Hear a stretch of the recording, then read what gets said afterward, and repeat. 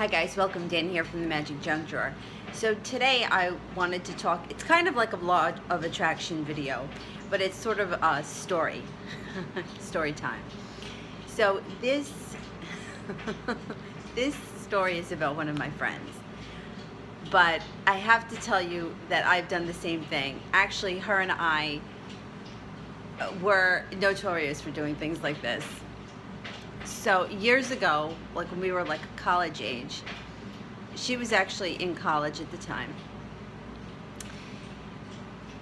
It's like we were really into makeup, and we were really into, I guess, clothes too, but makeup more so. And we would spend a lot of time like looking at magazines, the different new lipsticks and makeup that was coming out or whatever. And when we got together, we would go shopping and we'd go to the different counters, and we would, I don't even know how much money we spent on makeup.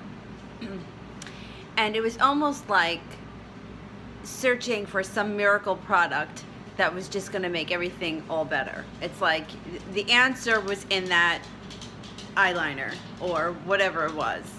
Whatever eyeshadow was going to make your eyes the bluest, your cheekbones the highest, your lips the biggest, whatever it was, we were going to get it.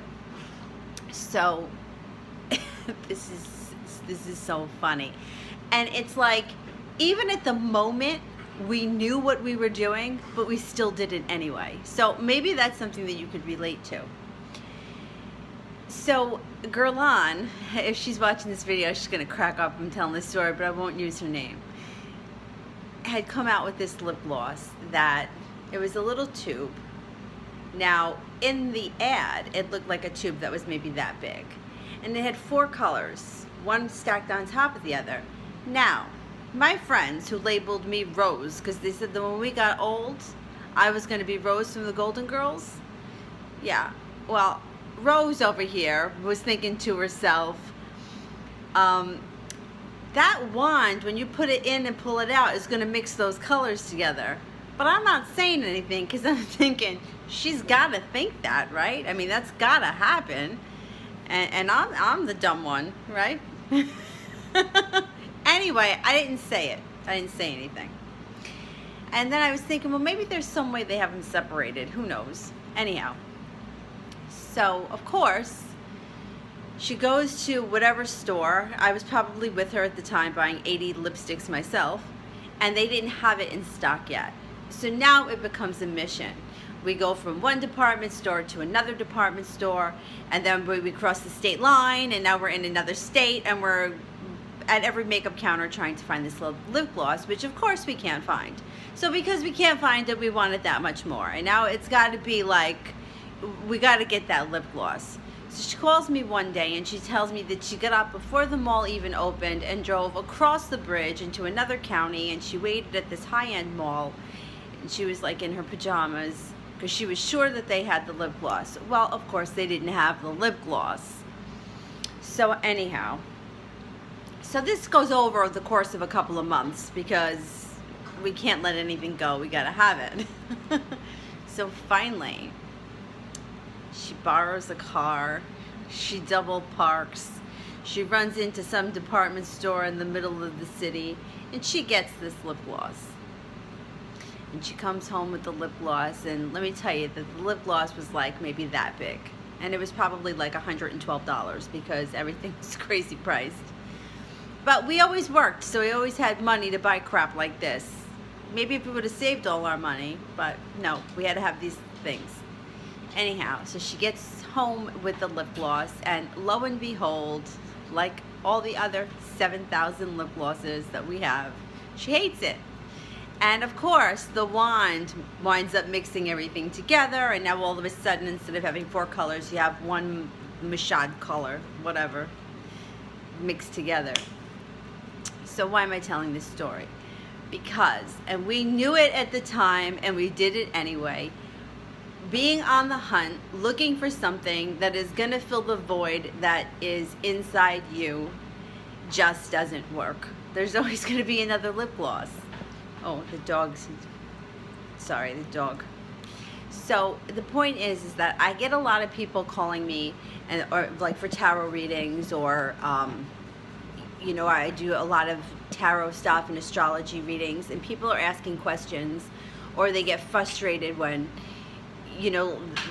whatever is not working out with the person that they want it to work out with. And I can totally sympathize. I mean, who hasn't been there before? But at the end of the day, it's not the person. And that's what I think we have to make clear. You can be with this person, you can be with somebody else, but the point is that you're trying to fill a void. And you're looking at this person as if this person is going to be the answer to my problems.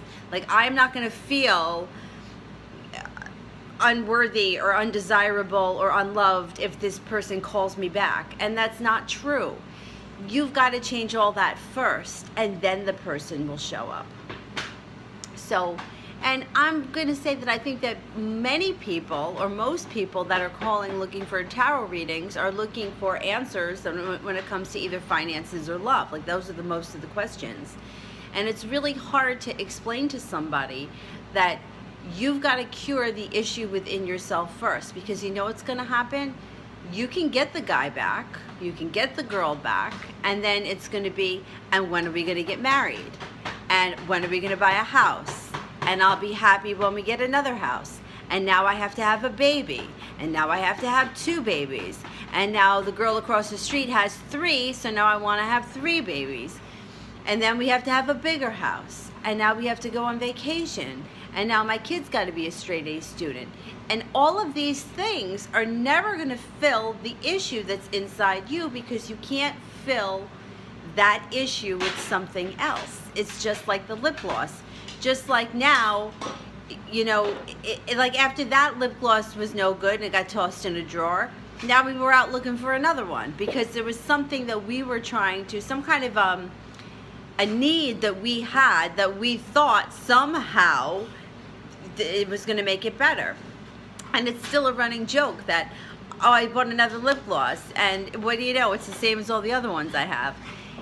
It's the same thing. So the funny thing is, I totally can sympathize with people that are going through these things, because I've been seeing psychics myself. Like, I think I was 12 the first time I had my cards done.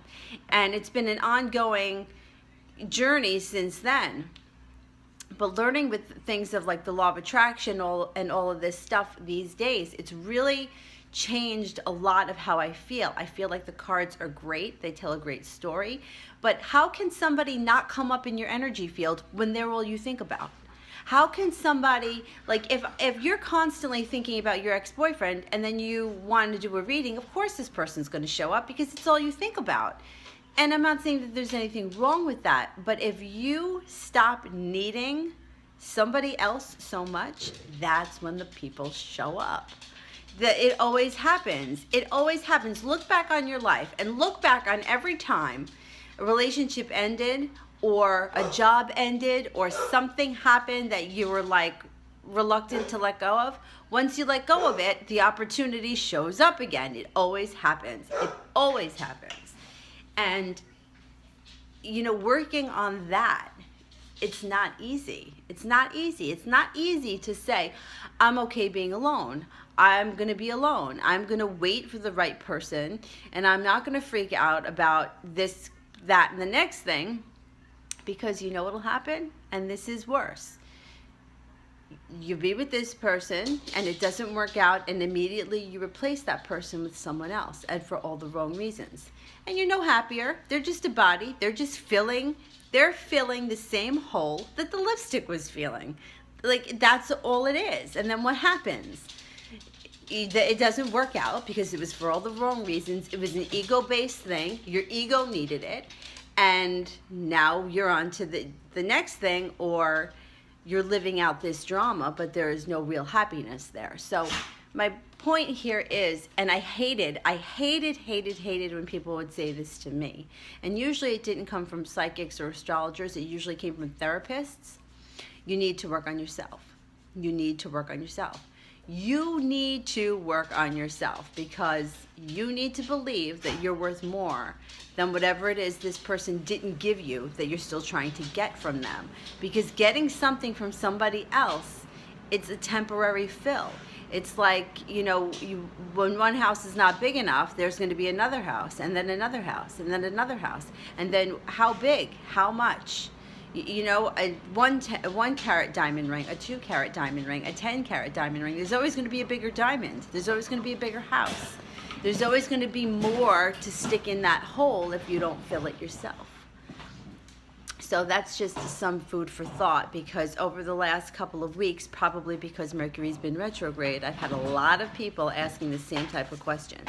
All right, if you like what we're doing here at the Magic Junk Drawer, don't forget to like and subscribe, and we'll see you soon. Thanks for watching. Bye.